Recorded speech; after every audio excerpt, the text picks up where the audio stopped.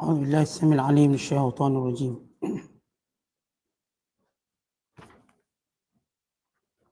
Mukaddimah Surah An-Naba. Surah ini diturunkan di Mekah, mengandungi 40 ayat. Dinamakan Surah An-Naba yang bermaksud berita besar. Kerana pada awal surah ini Allah Ta'ala menegaskan tentang kebenaran berita yang besar. Iaitu berita kebangkitan manusia hidup semula menerima balasan. Intisari kandungannya membentangkan hujah-hujah setakat mana zalimnya dan ingkarnya golongan kafir yang meragukan tentang adanya hari akhirat. Kerana Allah Ta'ala telah menciptakan langit dan bumi serta segala isinya yang terbentang luas di hadapan mereka. Sudah tentu berkuasa menghidupkan mereka semula untuk menerima balasan. Setelah menerangkan peristiwa-peristiwa yang akan berlaku pada hari akhirat dan keadaan orang yang beriman serta orang yang kufur ingkar pada hari itu, maka surah ini diakhiri dengan menegaskan itulah keterangan hari kiamat yang sungguh tetap berlakunya. Maka sesiapa yang mahukan kebaikan dirinya, dapatlah ia mengambil jalan dan cara kembali kepada Tuhannya dengan iman dan amal yang soleh. Sesungguhnya dengan keterangan-keterangan yang tersebut, kami memberi amaran kepada kamu tentang azab yang dekat masa datangnya. Itu hari seseorang melihat apa yang diusahakannya. Dan orang yang kafir akan berkata pada hari itu, alangkah baiknya kalau aku menjadi tanah, supaya aku tidak dibangkitkan untuk dihitung amalku dan menerima balasannya. Bismillahirrahmanirrahim. Amma yatasa'alun anin naba'il azim alladhi hum fihi mukhtalifun. Kalla saya'lamun thumma kalla saya'lamun. Alam naj'alil arda mihada wal jibala autada wa khalaqnakum azwaja wa ja'alna nawmakum subata wa ja'alna al-layla libasa wa ja'alna an-nahara ma'asha wa banayna fawqakum sab'an shidada wa ja'alna sirajan wahhaja wa anzalna minal mu'sirati ma'an sajjaja linukhrija bihi habban wa nabata wa jannatin alfafa. Sadaqallahul azim. Maksudnya, dengan nama Allah yang Maha Pemurah lagi Maha Mengasihani. Tentang apakah mereka bertanya-tanya? Tentang berita yang besar. Berita kebangkitan manusia hidup semula menerima balasannya. Yang mereka ragu-ragu dan berselisihan mengenainya. Janganlah mereka bersikap demikian. Mereka akan mengetahui dengan yakin tentang kebenaran hari balasan itu. Sekali lagi janganlah mereka berselisihan. Mereka akan mengetahui kelak tentang apa yang akan menimpa mereka. Mengapa kamu ragu-ragukan kekuasaan kami? Menghidupkan semula orang-orang yang telah mati? Bukankah kami telah menjadikan bumi terbentang luas sebagai hamparan dan gunung ganang sebagai pancang pasaknya. Dan kami telah menciptakan kamu berpasang-pasang. Dan kami telah menjadikan tidur kamu untuk berehat. Dan kami telah menjadikan malam dengan gelapnya sebagai pakaian yang melindungi. Dan kami telah menjadikan siang dengan cahaya terangnya masa untuk mencari rezeki. Dan kami telah membina di atas kamu 7 petala langit yang kuat kukuh. Dan kami telah mengadakan matahari menjadi lampu. yang terang benderang cahayanya. Dan kami telah menurunkan dari awan air hujan yang mencurah-curah. Untuk kami mengeluarkan dengan air itu biji-bijian dan tumbuh-tumbuhan. Serta kebun-kebun yang subur. Bertaut-taut pokoknya. Kita berada dalam penafsiran surah An-Naba. Surah yang ke-78. Pada juzuk yang ke-30. Ini surah yang pertama pada juzuk yang ke-30. Dan secara tertibnya surah ini ialah surah yang ke-78. Surah ini dikenali dengan nama surah An-Naba, yakni berita besar. Atau dinamakan juga surah ini sebagai surah Amma, yakni tentang apa? Sama ada dinamakan dengan An-Naba, yakni berita besar, atau dinamakan dengan surah Amma. Sebagaimana kebiasaan dari sudut penamaan surah. Kebiasaan surah-surah Al-Quran akan dinamakan berdasarkan peristiwa penting dalam kandungan ayat tersebut. Yang kedua, biasanya dinamakan berdasarkan kepala ayat. Maka disebut sebagai surah Alif Lam Mim Sajdah. Itu kepala ayat dia. Atau disebut sebagai surah Amma. Atau disebut surah Abasa. Atau disebut sebagai surah Izaja. Atau disebut sebagai surah Tabbat Yada. Itu cara ataupun bagaimana surah itu dikenali. Surah Amma ini surah Makkiyah yang diturunkan sebelum hijrah. Yakni surah yang diturunkan di kota Mekah. Mengandungi 40 ayat. Kebiasaan surah-surah Makkiyah bersifat pendek. Walaupun bunyi 40 ayat, 46 ayat, tapi setiap satu ayat itu pendek-pendek. Itu sifat Makkiyah bagi memudahkan. Untuk mereka faham tentang mesej yang nak disampaikan. Objektif yang hendak diwar-warkan. Maka surah ini, sebagaimana surah Makkiyah yang lain, menceritakan tentang perihal hal-hal akidah yang berupa kekuasaan Allah, kerasulan Nabi Muhammad sallallahu alaihi wasallam dan hari kebangkitan yakni hari kiamat. Namun surah ini menekankan tentang kebangkitan semula manusia.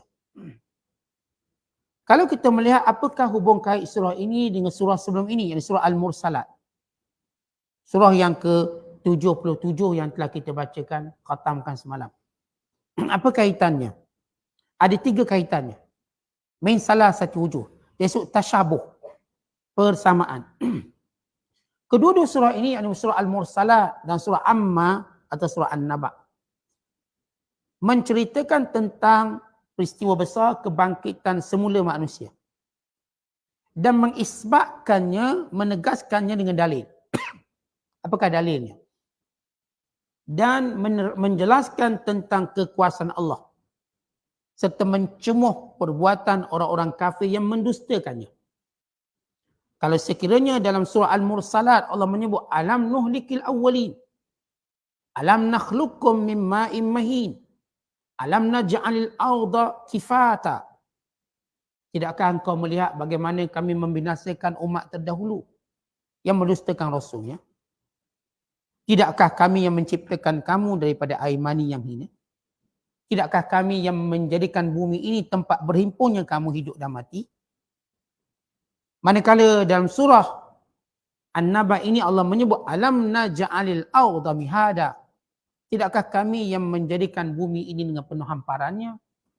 Menjadikan kamu berpasang-pasang, menjadikan malam sebagai pelindung, menjadikan siang untuk cari rezeki dan seterusnya. Yang kedua, kedua-dua surah ini menceritakan tentang sifat syurga dan neraka. Surah Al-Mursalat cerita tentang syurga. Walaupun bab neraka lebih banyak. Dan juga cerita tentang bab neraka. Dan surah An-Naba ini juga diceritakan tentang bagaimana keadaan bentuk azab bagi orang kafir dan bagaimana bentuk nikmat-nikmat bagi orang yang bertakwa. Yang disebut oleh Allah, innal muttaqina mafaza. Bahawa orang yang bertakwa itu mereka mendapat kejayaan. Yang Allah Ta'ala sebut dalam surah An-Naba. Innalil muttaqina mafaza. Bagi orang yang bertakwa, kejayaan. Maka disebut nikmatnya. Yang ketiga, dalam surah sebelum ini diringkaskan tentang kiamat. Surah Mursalat. Di mana Allah berfirman, li ayyi yaumin ujjilat li yaumil fasl wa ma adraka ma yaumul fasl. Pada hari apa yang mereka akan diberi tempoh itu? Yaitu pada hari kiamat. Apakah yang kamu tahu tentang kiamat? Pada ayat sebelum itu Allah Ta'ala menyebut secara ringkas. Apakah kamu tahu tentang kiamat? Manakala dalam surah ini Allah Ta'ala menyebut secara lebih panjang. Dengan firman-Nya, inna yaumal fasli kana miqata. Sesungguhnya hari kiamat itu suatu waktu yang telah ditentukan. Dan Allah mengkisahkan bagaimana keadaan manusia bila mana berlakunya kiamat. Ini tasyabuh ataupun persamaan surah Al-Mursalat dengan surah An-Naba atau surah Amma. Kandungan surah ini. Oleh kerana surah ini sebagaimana kita katakan Makkiyah, maka ia menyebut tentang dalil-dalil kebangkitan semula manusia. Dengan dalil-dalil yang menunjukkan kekuasaan Allah. Ketika mana orang kafir menolak adanya kiamat, mereka menolak adanya kuasa Allah. Sedangkan mereka melihat dengan mata lendil mereka akan segala kekuasaan Allah. Maka kenapa menafikan dalam hal ni? Dia isunya ialah kekuasaan Allah. Bukan cerita bangkit dan sebagainya, cerita Allah berkuasa. Membangkitkan manusia. Sebagaimana Allah yang berkuasa menciptakan langit dan bumi, menjadikan manusia, menjadikan segala perkara-perkara yang mereka lihat, yang menakjubkan, mengkagumkan, yang ajaib. Yang menunjukkan kekuasaan Allah. Baik, kalau kita sebut seorang tu berkuasa, berarti dalam semua benda dia boleh buat. Kalau kita sebut seorang tu kaya, berarti semua benda dia boleh beli. Takkanlah kita membenarkan atas asal dia kaya dia boleh beli ni. Tiba dalam bab ni dia tak boleh beli. Kenapa tak boleh beli? Sedangkan benda yang sama. Dari sudut nilai. Dari sudut harganya. Maka hanya orang yang bodoh yang menafikan. Kalau orang kaya ni dia dah boleh beli pesawat, dia boleh beli banglo, dia boleh beli tanah. Tiba-tiba kita kata dia tak boleh beli rumah teres. 3 biji, 4 biji. Walau dia dah beli rumah agam. Dia dah beli private jet, beli yacht. Dia dah beli airport. Tiba kita kata tak boleh dia beli 3-4 rumah sebab dia tak mampu. Bila mereka manusia dah lihat Allah ciptakan langit, bumi, matahari, bulan, bintang, menurunkan hujan, tumbuh-tumbuhan, tanam-tanaman, menciptakan manusia daripada zero tak ada kepada ada. Seterusnya. Tiba-tiba dalam bab Allah nak bangkitkan semua tak boleh. Kenapa tak boleh? Asas apa tak boleh? Sedangkan di Allah yang akan bangkitkan ini bukan Nabi Muhammad bangkitkan, Allah yang bangkitkan. Sebagaimana Allah yang ciptakan. Maka logik mana untuk kamu menolak? Walau kamu menerima tentang kekuasaan Allah dan hal-hal yang lain. Macam saya bagi analogi mudah. Kita cerita orang kaya, yang ni boleh beli, yang ni boleh beli. Dan kita tahu dia kaya. Tiba dalam bab ni kita kata dia tak boleh beli. Kenapa dia tak boleh beli? Kalau kita tahu seorang tu orang alim, bab tu dia boleh mengajar, bab ni boleh mengajar. Maka kita yakin bab ni pun dia boleh mengajar. Sebab kita dah iktiraf mengakui dia orang alim. Dia sudah menguasai ilmu. Maka pasti dia boleh buat. Umpama kita kata orang tu gagah. Benda ni dia boleh angkat, benda tu dia boleh angkat. Tiba-tiba bab ni kita kata dia tak boleh angkat. Kenapa pula dia tak boleh angkat? Dia dah angkat banyak benda dah. Takkan dia tak boleh angkat? Padahal dia punya bendanya sama. Dari sudut kekuasaan. Maka di sini Allah timbulkan pertanyaan. Supaya akal itu berfikir dengan adil. Berfikir dengan adil. Bukan akal yang berfikir dengan sombong, ego. Yang ni boleh, yang ni tak boleh. Bagaimana manusia kalau dia memusuhi sesuatu, maka dia tak mau mengakui dengan akalnya. Walau benda tu dia tahu boleh. Tapi kerana dia ada sifat benci, jahil atau sebagainya. Dan surah ini juga menyebut dalil-dalil yang pelbagai akan kekuasaan Allah dan menghidupkan semula manusia. Dengan menceritakan kepelbagaian gambaran kekuasaan Allah dari sudut ciptaannya, keunikan ciptaannya, keajaiban ciptaannya yang berupa alam dan juga makhluknya yang menunjukkan bagaimana tidak menjadi kesukaran bagi Allah bagi mengembalikan kehidupan manusia. Kemudian surah ini menjelaskan tentang waktu kebangkitan. Bilakah hari kebangkitan itu? Bilakah hari di mana manusia ini akan dibangkitkan? Maksud bilanya ialah Allah yang menentukan waktunya dengan firman-Nya, inna yaumal fasli kana miqata. Hari kiamat itu sudah pun ditentukan oleh Allah. Allah dah tentukan bila berlaku.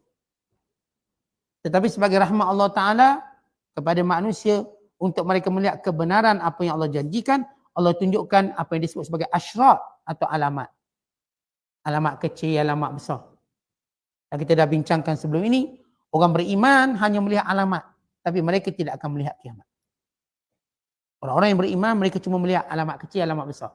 Dan alamat terakhir yang dilihat oleh orang-orang beriman ialah angin yang bertiup daripada Syam yang mematikan semua orang yang ada iman walau sebesar zarah. Mana kalau orang kafir yang menyaksikan gunung yang diangkat, laut melimpah dengan cara mendidih, wa izal biharu sujirat, dan ingatlah bila air laut itu melimpah sambil mendidih. Seumpama tuan-tuan jerang air, masak air dalam kendi, bila dia mendidih bukankah dia melimpah? Ada air kapasiti sama, tuan-tuan letak tu. Mungkin rendah daripada itu. Tapi dia bila menggelegak, dia akan tolak ke atas. Lalu keluar, ini kan pula air laut yang menggelegak. Ni kalau kita tengok air panas menggelegak pun dah gerung. Nak celup tangan takut. Gerung. Tak ada yang berani celup tangan. Tengah gelegak celup tangan. Atau celup kepala ke menyelang tahan nafas. Tak ada orang berani. Ini kan pula lautan yang 3/4 bumi ini tiba-tiba mendidih. Lalu menjadikan semua bumi ini dilimpahi oleh air laut yang mendidih. Yang membakar setiap manusia. Kerana kita dah sebut dalam hadis yang Athar menyebut kerana neraka itu berada di bawah laut. Kerana itu air laut itu mendidih sampai masa dibakarnya. Maka mendidih keluarlah segala air laut. Maka Allah menceritakan tentang kedahsyatannya. Kemudian Allah Ta'ala menceritakan kepelbagaian bentuk azab yang dikenakan pada orang kafir. Dan Allah juga menceritakan kepelbagaian nikmat yang dirasakan oleh orang bertakwa. Dengan cara muqabalah dan muazanah. Maksud muqabalah, Allah beri perbandingan dan pertimbangan untuk kita nilai sendiri. Umpama kita jual dua produk. Ini produk imported, ini produk lokal. Lalu kita dengan cepat buat muqabalah dan muazanah. Kita dah beritahu. Ini tahan lama sikit, 3 tahun. Yang ni biasa pakai buah macam lamping je. Yang ni dia punya, kita katakan performance dia bagus. Yang ni slow sikit. Dia berikan satu muqabalah, muazanah yang cepat untuk akal kita dengan tidak teragak-agak pilih. Contoh kalau orang beritahu dua benda. Lalu yang jual produk ni tahu mana baik. Dia berkata ini produk daripada sekian-sekian tempat. Ini produk sekian-sekian tempat. Yang ni tahan lama. Dan kita pun bagi waranti lama. Yang ni biasa 4 bulan rosak lah. Yang ni harga dia sekian, ni harga sekian. Ya kita dengan otak yang normal, kita dapat buat. Sebab memang otak kita sentiasa melakukan muazanah, timbang tara. Dan sentiasa buat muqabalah, perbandingan. Sebab tu kita suka banding suami kita dengan suami orang. Tengok suami orang, banding. Tengok bini orang. Tengok rumah orang.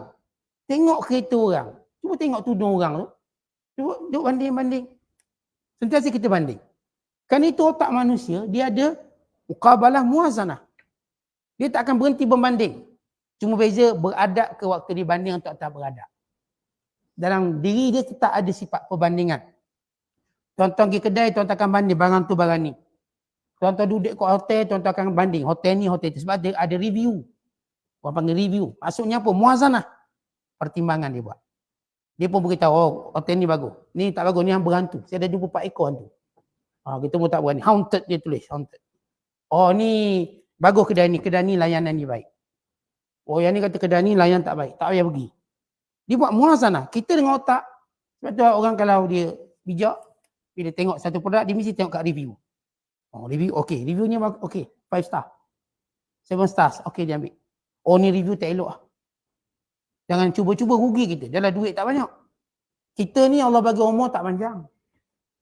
Maka Allah dengan cepat beri kita perbandingan. Nak mana satu? Ini azab yang pelbagai bentuk. Tak mungkin dapat berehat walau sedetik. Ini nikmat. Yang tak mungkin dapat tidur walau sekelip nikmatnya. Contoh bila kita rasa benda tu nikmat, tidur pun rugi. Sayang kita tidur. Tuan-tuan tengok cerita sedap dah katakan. Nak tidur ke masa tengok cerita sedap? Rugi lah. Tengok perlawanan bola yang kita minat. Ada orang nak tidur kalau dia minat betul. Setiap detik dia menikmatinya.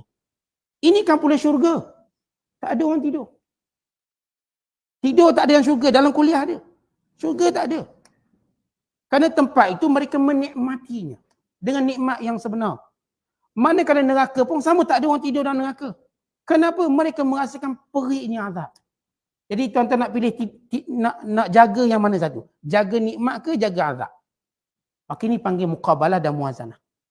Surah ini cerita direct supaya kita banding dengan cepat. Kemudian surah ini ditutup dengan menceritakan bahawa hari kiamat itu tiada keraguan padanya. Dan memberi amaran yang keras kepada orang kafir dengan azab yang pedih. Yang hampir. Allah cerita azab ni bukan sekadar pedih tapi hampir. Hampir. Kita dah kata memanglah kita dengan nafsu syahwat kita sekarang nampak macam jauh. Benda bahaya, semua manusia logiknya akan melihat benda tu hampir. Tuan-tuan tengok kenapa tuan-tuan simpan duit dalam bank? Kenapa tuan-tuan simpan duit dalam bank? Kenapa tuan-tuan simpan aset? Sebab tuan-tuan fikir kalau nanti berlaku apa-apa, tuan-tuan nampak bahaya tu macam dekat sangat. Sehingga kita pun simpan duit dalam bank.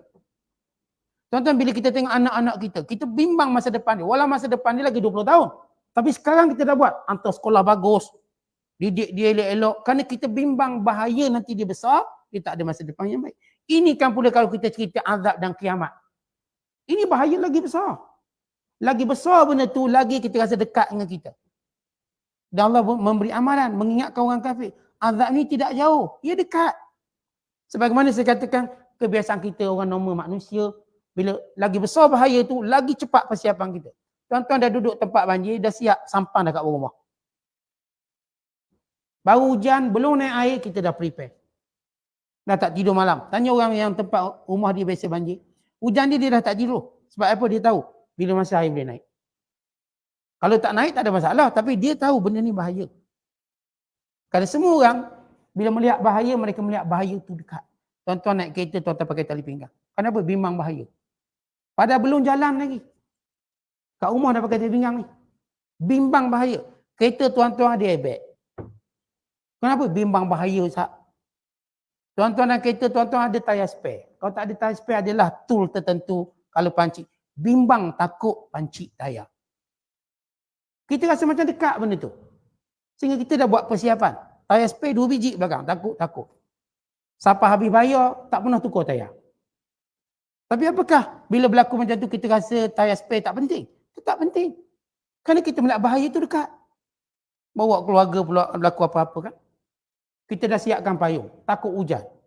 Kita bimbang. Bahaya hujan. Kita dah buat macam-macam persiapan. Bimbang bahaya. Ambil insurans. Tuan-tuan ambil insurans tu. Kadang-kadang 10 tahun ambil insurans tak kena apa lagi. Tapi kita dah fikir bahaya akan datang. Sebab bahaya terlalu dekat. Tak apalah kita bayar sekarang. Sebab bila dah berlaku kita akan menyesal. Kenapa saya tak ambil dulu? Datang ayat-ayat tadi. Baik tak apa. Saya lihat benda ni bahaya. Kalau berlaku apa-apa saya tak mampu bayar. Baik saya beli dulu. Itu bagaimana cara manusia berfikir. Sebab tu insurans aku. Lagi orang tu berfikir yang cerdik, lagi tu dia ambil. Kalau jenis tak pernah kena dia, tak payah. Kalau dia cerdik, dia akan fikir. Apatah lagi bila kita cerita tentang kiamat, lagilah kita kena cerdik. Sebab benda ni tak akan berulang lagi. Sekali je habis. Kalau sia-siakan umur kita, maka habis kita. Game over lah kita. Ini baik. Sebab tu Allah menyatakan azab ini dekat. Allah tak kata azab jauh. Dan kerana bila berlaku azab betul, kita akan melupakan nikmat yang pernah kita rasa dahulu. Yang kita cuma rasakan azab. Maka sifat azab yang dekat. Kemudian surah ini, secara umumnya kata ulama, wassuratu kulluha yushi'u fiha jawat tahwili wat takhwif. Surah ini ialah surah yang mempunyai pelbagai ugutan dan amaran. Peringatan kepada manusia sejagat tentang dahsyat dan bahayanya kiamat. Ini bukan cerita kecil-kecil. Ini cerita besar. Sebab itu Allah menamakan An-Naba'ul Azim. Berita besar, nabak besar. Ini berita urgent. Berita utama. Hadza khabarun ajil. Ini khabar segera kita kena tahu. Semua kita kena tahu. Tak tahu maka kita rugi. Ini pengkhabaran tentang kiamat. Ini di antara kandungan surah ini. Allah berfirman, amma yatasa'alun. Diriwayatkan oleh Imam Ibn Jarir dan Imam Ibn Abi Hatim daripada Hasan Basri katanya, ketika mana Rasulullah SAW dibangkitkan dan Nabi mengaku menjadi Nabi dan Rasul. Lalu orang kafir bertanya, Muhammad bawa apa? Amma yatasa'alun. Muhammad ni dia nak terangkan pada kita apa? Maka Allah Ta'ala turunkan ayat, amma yatasa'alun. Mereka bertanya-tanya sesama mereka, anin naba'il azim. tentang berita kiamat yang dibawa oleh Nabi Muhammad sallallahu alaihi wasallam. Dalam penafsiran, kalau kita lihat bagaimana Allah Subhanahu wa taala mengingkari ataupun mencela pertanyaan orang-orang kafir yang merasakan mustahil berlakunya hari kiamat dengan berkata, dengan mempermainkan, dengan mempersendakan tentang Nabi SAW. Maka Allah turunkan ayat ini. Amma yatasa'alun. Tentang apa mereka bertanya. Anin naba'il azim. Tentang hari berita besar, yakni hari kiamat. Alladhi hum fihi mukhtalifun. Yang mana mereka bertelagah sesama mereka. Jadi maksudkan bertelagah, yakni mereka tak mempercayainya. Mereka menolaknya. Maka Allah menyatakan, kalla saya'lamun. Jangan begitu. Jangan kamu menganggap berita ini tidak benar. Jangan kamu menganggap berita ini main-main. Jangan kamu menganggap berita ini dusta. Kalla, jangan perangai macam tu. Saya'lamun. Kamu akan tahu bila berlakunya nanti. Thumma kalla, kemudian jangan macam tu. Kamu pasti akan mengetahui apa yang kamu dustakan itu benar. Baik, bila dalam Quran menyebut perkataan kalla, jangan macam tu. Awak tanya tentang benda ni, awak jangan tanya macam tu. Jangan tanya macam tu. Kan ia pasti akan berlaku. Awak jangan bertanya seperti itu. Yang ditanya dengan maksud mengingkari. Bila kiamat? Apa kiamat tu? Berlaku ke kiamat? Jangan macam tu. Awak jangan macam-macam. Awak jangan mempersendakan. Jangan mempermainkan. Awak jangan menolaknya. Kamu akan tahu. Pasti kamu akan tahu, kata Allah. Pasti akan sampai waktunya. Kamu pasti akan tahu. Lalu Allah Ta'ala bila menyebut tentang amaran kepada manusia yang menolak dan tidak mempercayainya, kamu akan tahu. Maka Allah memberikan satu logika yang mudah untuk dipahami. Sebab saya dah sebut daripada mukadimah, ia berkait dengan menafikan kekuasaan Allah. Maka Allah menzahirkan kuasa Allah yang mereka lihat depan mata mereka sekarang. Yang kiamat ini ada tempohnya. Yang kuasa Allah yang mereka boleh lihat sekarang. Yang mereka tahu ini bukan tangan-tangan manusia yang buat. Lalu kata Allah, alam naj'alil arda mihada. Tidakkah mereka melihat bagaimana bumi kami jadikan ia sebagai hamparan? Tidakkah mereka lihat bagaimana bumi ini, perkataan mihada, dipermudahkan urusan di atasnya. Umpama kita letak baby, kita pun hampar tika, biar baby itu bergerak bebas di atasnya. Kita ada baby kecil, kita nak suruh dia berjalan lincah, merangkak, laju, kita pun hamparlah satu tilang, hamparlah satu tika, biar dia bergerak di situ. Tanpa ada yang mencederakannya, tanpa ada yang mengganggu perjalanannya. Kata Allah, tidakkah kamu lihat bumi yang besar ini? Allah mudahkan supaya mereka membandingkan segala planet-planet yang lain, itu tidak diberikan peluang untuk mereka hidup. Duduk cari planet Marikh, dia tak sumber air, tak jumpa siapa sudah. Cari bulan, sesuai tak hidup. Rupanya tak sesuai. Sama ada depannya, mereka pergi ke utara bulan, mereka pergi ke selatan bulan. Baru ni India pergi belah selatan, yang ni pergi belah timur. Nak cari-cari takut ada tempat yang sesuai dengan macam kampung dia. Tak ada. Mereka buang duit banyak. Buang masa banyak. Allah kata, kami jadikan bumi ini tempat kamu menginap. Dan kami mudahkan segala sebab. Mudah bernafas kat sini. Tak payahlah pakai tongkeh besar-besar. Ni nak pergi ke bulan ni, dia punya pakaian. Suit dia, pakaian banyak mana. Berapa harga dia, berapa juta. Bayangkan kalau kita duduk kat bulan kan susah kita. Nak melompat, nak berjalan pun payah. Semua melenting-melenting macam tu. Tak ada graviti. Kita nak kuliah pun susah. Kat bulan kuliah macam ni. Melenting semua orang. Nak makan susah. Lepas makanan kena kejar makanan. Telan. Tuan-tuan tak tengok kat bulan tu. Dia tunjuk. Yang bagi orang percaya pergi ke bulan. Yang tak percaya pergi ke bulan tu hadiah lah. Tapi tempat tu tak sesuai. Kita nak beritahu tempat tu tak sesuai untuk manusia hidup. Maka Allah sebut, tidakkah kamu lihat bagaimana kami jadikan bumi ini mihada, satu-satu tempat yang kamu mudah. Bernafas senang, makan senang, minum senang. Tak ada duit pun boleh makan. Kadang-kadang orang tak ada duit boleh makan lebih banyak daripada orang ada duit. Orang ada duit, jantung ada, darah tinggi ada, makan sikit. Orang tak ada duit, 4 pinggang boleh makan. Dia sama je kita. Dia sedut rasa nikmat. Maka kata Allah, tidakkah kamu melihat bagaimana hamparan bumi? Wal jibal autada, dan gunung ganang kami menjadikan teras dan pasak untuk bumi ini. Sehingga tidak bergoncang. Yang saya dah sebut sebelum ini. Bumi ni kalau gempa bumi macam mana pun, dia tak akan gempa bumi sehari semalam. Tak berhenti sejam, 2 jam. Kerana ada pasak. Di sebalik goyang dia ada pasak. Untuk menjadikan manusia tetap rasa aman. Walaupun berlaku gempa bumi, kemudian aman balik. tempat berlaku gempa bumi, manusia bangunkan balik. Jepun tu semua tempat gempa bumi, dia bangunkan balik. Di Turki yang baru-baru ni, dia bangunkan balik. Kenapa? Adanya gunung ganang yang dia pasak-pasak. Walaupun ketakutan seketika, maka datang aman kembali. Kemudian kata Allah, wa khalaqnakum azwaja. Tidakkah kamu melihat bagaimana kami menjadikan kamu berpasangan, lelaki dan perempuan? Kamu menjadikan pasangan. Tuan-tuan, macam mana dijadikan kita pasangan berbeza? Macam mana Allah menjadikan kita ni lelaki ni perempuan?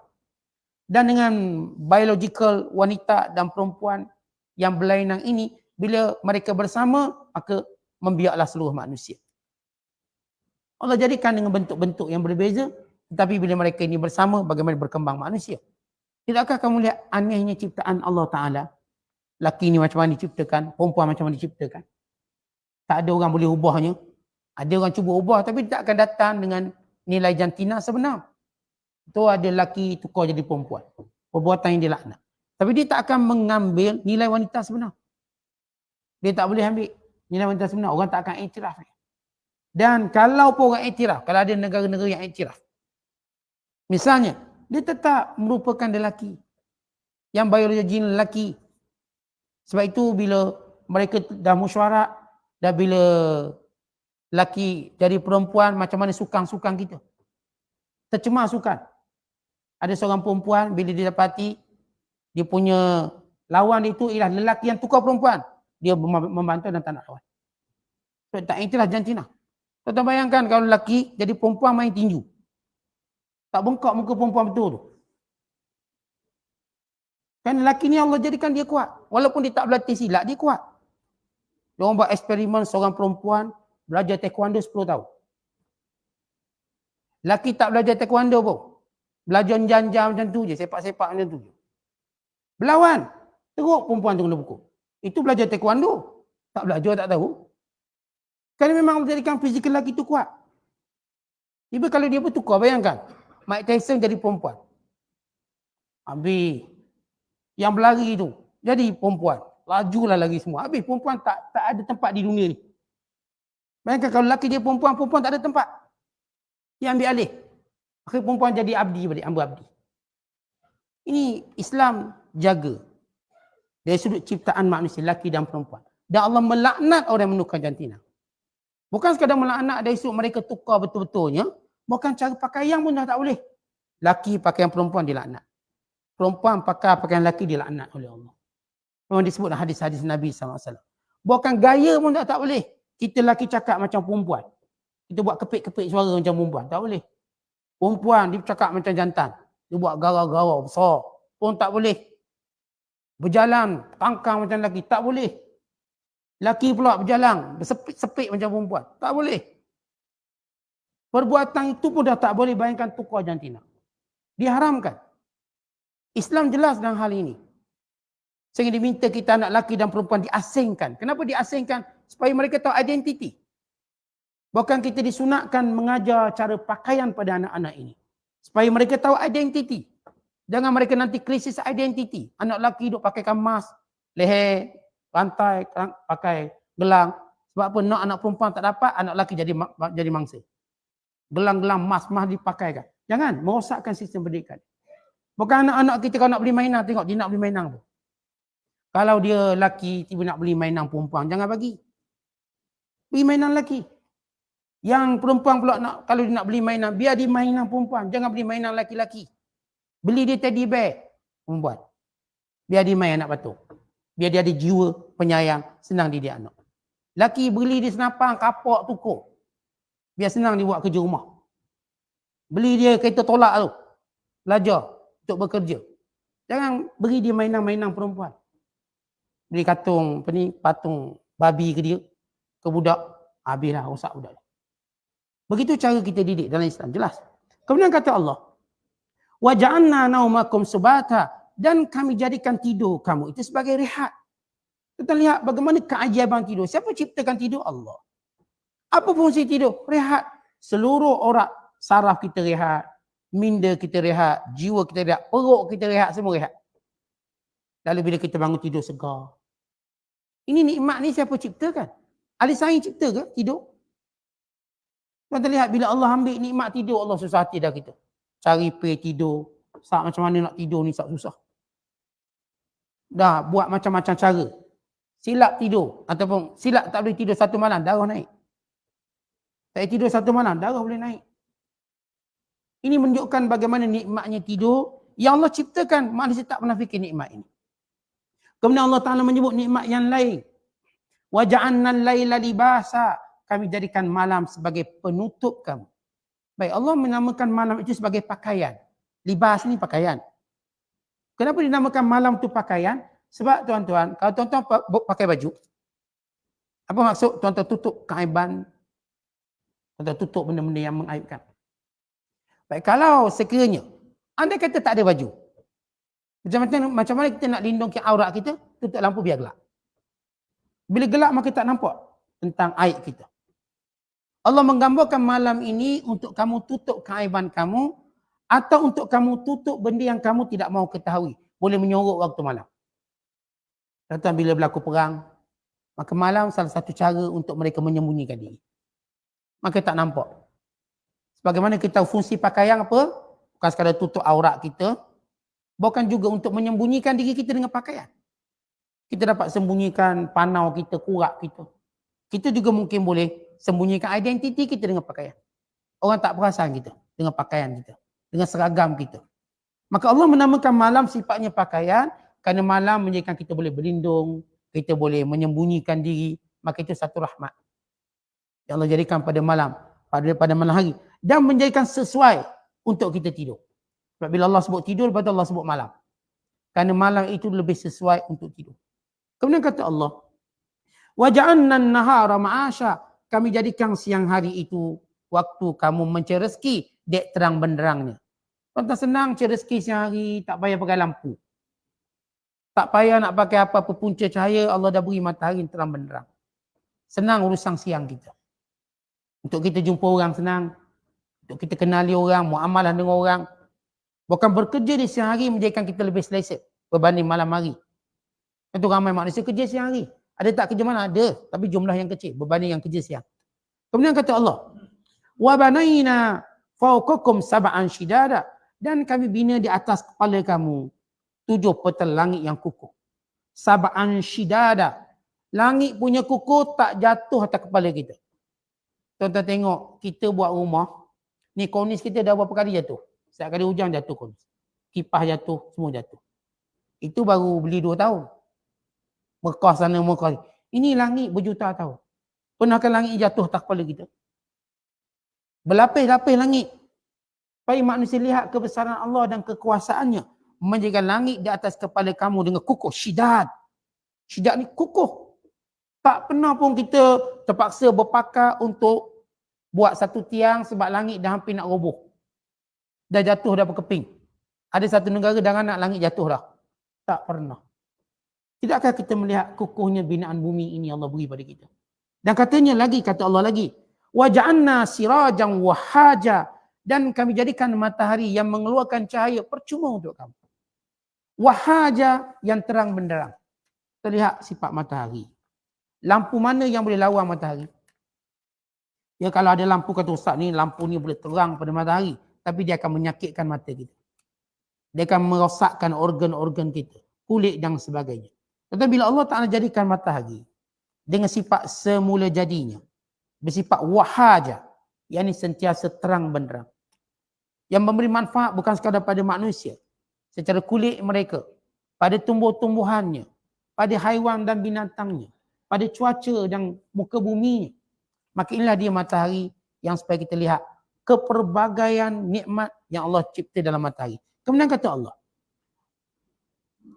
wa anzalna minal mu'sirat. Dan kami turunkan daripada awan-awan yang berat. Mu'sirat ni awan yang mengandung air.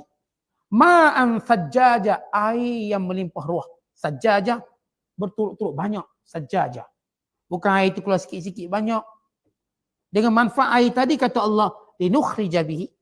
Dengan air tersebut kami mengeluarkan dengannya habban wa nabata, segala tumbuh-tumbuhan. Sama ada tumbuhan itu bersifat habba. Habba ni apa dia? Yang benih bijian atau bijirin. Seperti apa? Padi, gandum. Ini panggil habba.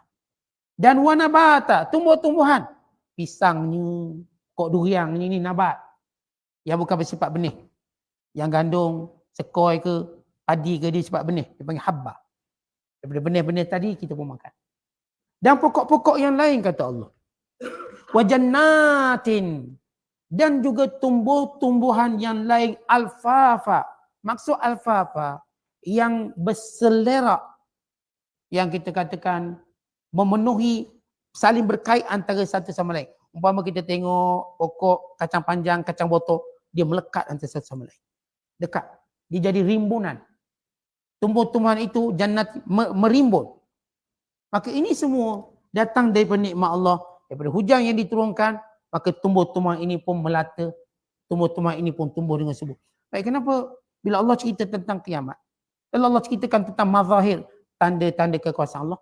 Kerana kiamat ialah kuasa Allah. Sebagaimana benda ni kuasa Allah. Kan kita tak menafikan Allah menciptakan ni semua. Apakah dia menafikan ada yang ada klaim dia yang cipta matahari? Mereka orang kata dia gila. Ada tak manusia selama kita hidup kat sini? Tuan-tuan dengar ada orang klaim, saya lah ciptakan matahari. Tak ada orang boleh klaim kerana mereka tahu yang menciptakan matahari ni pasti zat yang paling agung dan berkuasa. Ada tak orang klaim dia kata dia lah ciptakan bumi? Yang klaim cuma seorang, Allah. Dalam Quran. Tak ada yang klaim. Berhala yang mereka sembah pun tak pernah klaim. Kalau berhala ni pernah klaim diciptakan bumi, tunjuk bukti. Mana? Kitab mana? Tidak ada. Tuan-tuan, bila saya dah sebut dalam kaedah, kalau seorang je klaim, tak adalah yang klaim, waktu itu milik dia. Kalau saya kata ini kitab tafsir, saya punya. Ada nak bantah? Ada seorang pun bantah, berarti saya punya. Kalau bukan Ustaz, tu kitab saya. Okey, kita akan bincang. Betul ke kitab awak ke kitab saya? Tapi kalau saya kata ini kitab tafsir saya, tiba semua senyap bisu, tak membantah apa, berarti memang saya. Bila Allah kata aku ciptakan bumi, siapa bantah? Siapa kata dia buat bumi?